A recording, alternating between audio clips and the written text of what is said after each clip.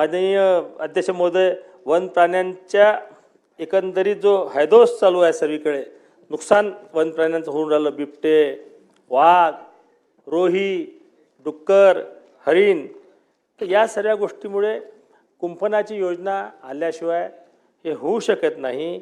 मात्र अडचण एक येऊन राहिली याच्यामध्ये की इतक्या लोकांना कुंपण द्यावं कसं, आणि म्हणून दुर्दैवानं जर एखाद्या कुटुंबातील व्यक्तीचा मृत्यू या प्राण्यांच्या हल्ल्यामुळे झाला तर त्याला शासकीय नोकरीमध्ये सामावून घेण्याचं धोरण सरकारनं राबवलं पाहिजे, अशी मी या प्रस्तावानिमित्त आग्रहाची विनंती करतो.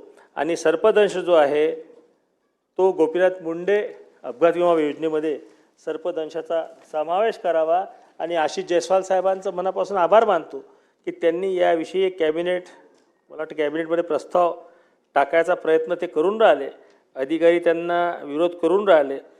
त्याचे डॉक्युमेंट्स माझ्याकडे आहेत. ते डॉक्युमेंट जाहीर करणं योग्य नाही, परंतु वन प्राण्यांच्या हल्ल्यामुळे मृत व्यक्तींच्या वारसांना नोकरी देण्याबाबत सामान्य प्रशासन विभागाने प्रस्ताव नाकारला असल्याने संदर्भात फेरआढावा घेऊन प्रस्ताव तत्काळ मंत्रिमंडळात मान्यता सादर करण्यात यावा, अशी टिप्पणी आपले आशिष भाऊ जयस्वाल यांनी केली आहे.